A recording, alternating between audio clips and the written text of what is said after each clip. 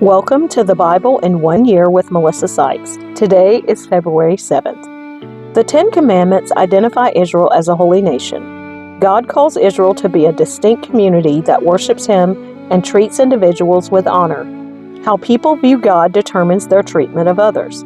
Living in community exposes Israel to personal sin and selfishness.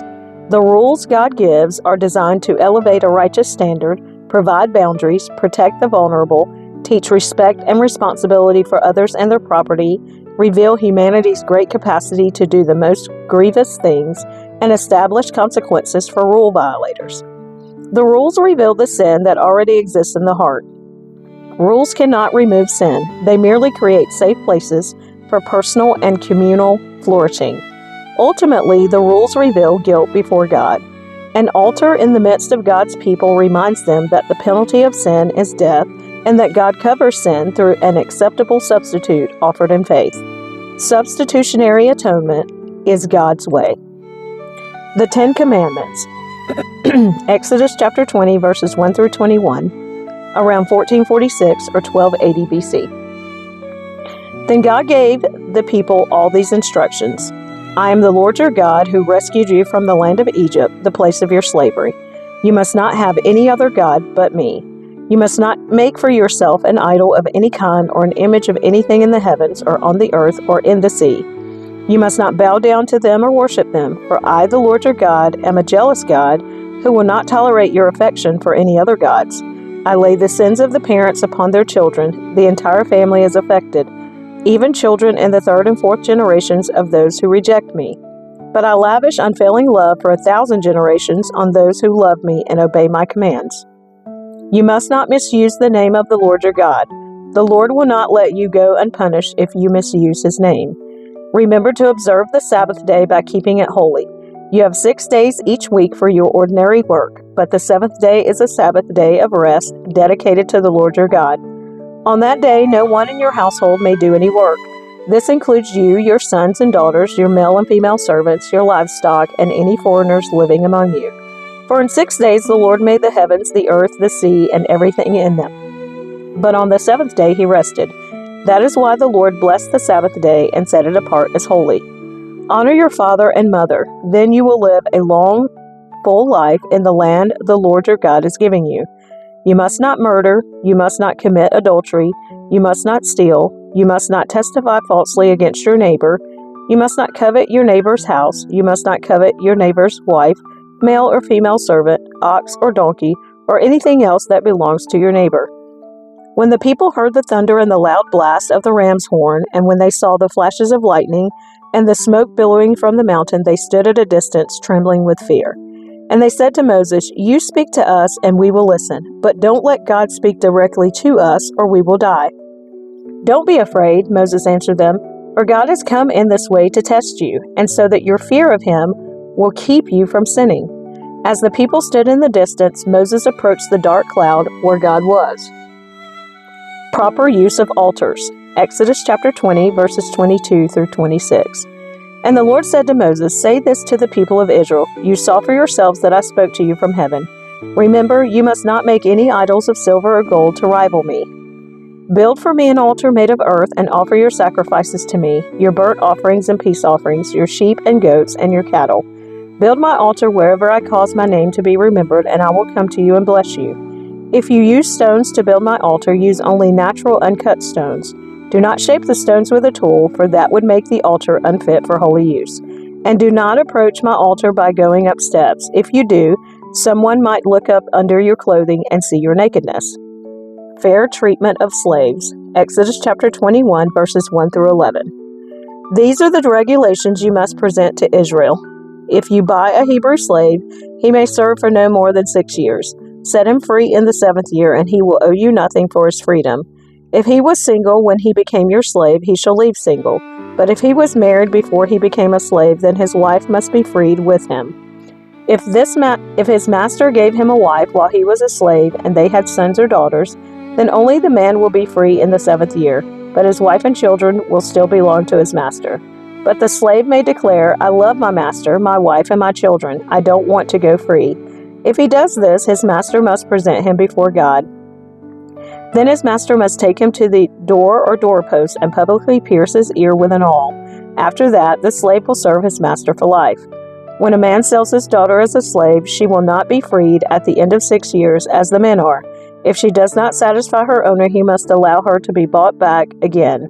But he is not allowed to sell her to foreigners, since he is the one who broke the contract with her. But if the slave's owner arranges for her to marry his son, he may no longer treat her as a slave but as a daughter. If a man who has married a slave wife takes another wife for himself, he must not neglect the rights of the first wife to food, clothing, and sexual intimacy. If he fails in any of these three obligations, she may leave as a free woman without making any payment. Cases of personal injury. Exodus chapter 21, verses 12 through 36. Anyone who assaults and kills another person must be put to death. But if it was simply an accident permitted by God, I will appoint a place of refuge where the slayer can run for safety. However, if someone deliberately kills another person, then the slayer must be dragged even from my altar and be put to death. Anyone who strikes father or mother must be put to death. Kidnappers must be put to death, whether they are caught in possession of their victims or have already sold them as slaves. Anyone who dishonors father or mother must be put to death. Now suppose two men quarrel and one hits the other with a stone or fist, and the injured person does not die but is confined to bed. If he is later able to walk outside again, even with a crutch, the assailant will not be punished, but must compensate his victim for lost wages and provide for his full recovery. If a man beats his male or female slave with a club and the slave dies as a result, the owner must be punished. But if the slave recovers within a day or two, then the owner shall not be punished, since the slave is his property. Now suppose two men are fighting, and in the process they accidentally strike a pregnant woman, so she gives birth prematurely. If no further injury results, the man who struck the woman must pay the amount of compensation the woman's husband demands and the judges approve. But if there is further injury, the punishment must match the injury: a life for a life, an eye for an eye, a tooth for a tooth, a hand for a hand, a foot for a foot, a burn for a burn, a wound for a wound, a bruise for a bruise. If a man hits his male or female slave in the eye and the eye is blinded, he must let the slave go free to compensate for the eye. And if a man knocks out the tooth of his male or female slave, he must let the slave go free to compensate for the tooth. If an ox gores a man or woman to death, the ox must be stoned, and its flesh may not be eaten. In such a case, however, the owner will not be held liable. But suppose the ox had a reputation for goring, and the owner had been informed but failed to keep it under control. If the ox then kills someone, it must be stoned, and the owner must also be put to death. However, the dead person's relatives may accept payment to compensate for the loss of life. The owner of the ox may redeem his life by paying whatever is demanded. The same regulation applies if the ox gores a boy or a girl. But if the ox gores a slave, either male or female, the animal's owner must pay the slave's owner 30 silver coins, and the ox must be stoned. Suppose someone digs or uncovers a pit and fails to cover it, and then an ox or a donkey falls into it. The owner of the pit must pay full compensation to the owner of the animal, but then he gets to keep the dead animal. If someone's ox injures a neighbor's ox and the injured ox dies, then the two owners must sell the live ox and divide the price equally between them. They must also divide the dead animal. But if the ox had a reputation for goring, yet its owner failed to keep it under control, he must pay full compensation, a live ox for the dead one, but he may keep the dead ox. Protection of property. Exodus chapter 22, verses 1 through 15. If someone steals an ox or sheep and then kills or sells it, the thief must pay back 5 oxen for each ox stolen and 4 sheep for each sheep stolen. If a thief is caught in the act of breaking into a house and is struck and killed in the process, the person who killed the thief is not guilty of murder. But if it happens in daylight, the one who killed the thief is guilty of murder. A thief who is caught must pay in full for everything he stole. If he cannot pay, he must be sold as a slave to pay for his theft. If someone steals an ox or a donkey or a sheep and it is found in the thief's possession, then the thief must pay double the value of the stolen animal. If an animal is grazing in a field or vineyard and the owner lets it stray into someone else's field to graze, then the animal's owner must pay compensation from the best of his own grain or grapes.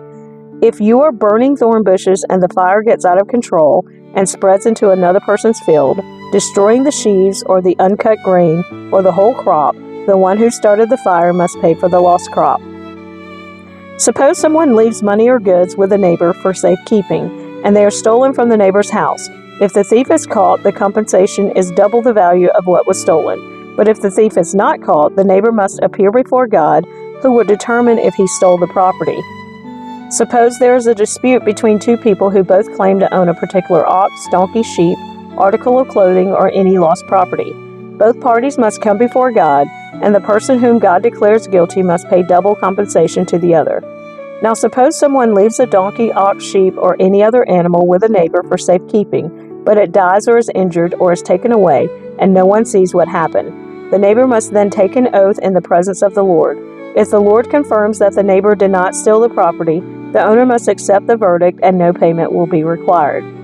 But if the animal was indeed stolen, the guilty person must pay compensation to the owner. If it was torn to pieces by a wild animal, the remains of the carcass must be shown as evidence, and no compensation will be required. If someone borrows an animal from a neighbor and it is injured or dies when the owner is absent, the person who borrowed it must pay full compensation. But if the owner was present, no compensation is required. And no compensation is required if the animal was rented, for this loss is covered by the rental fee.